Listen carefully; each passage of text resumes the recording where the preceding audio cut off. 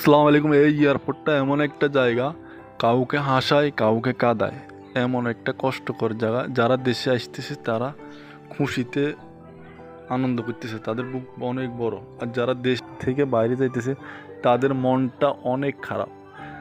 এই কারণে বলতেছি এয়ারপোর্টটা কাউকে হাসায় কাউকে কাঁদায়।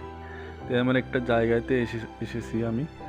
আসার পরে এখন দেখতেছি মন কেমন কেমন লাগতেছে, কারণ এখান দিয়ে আমি 3-4 বার আপ ডাউন করছি বিদেশে।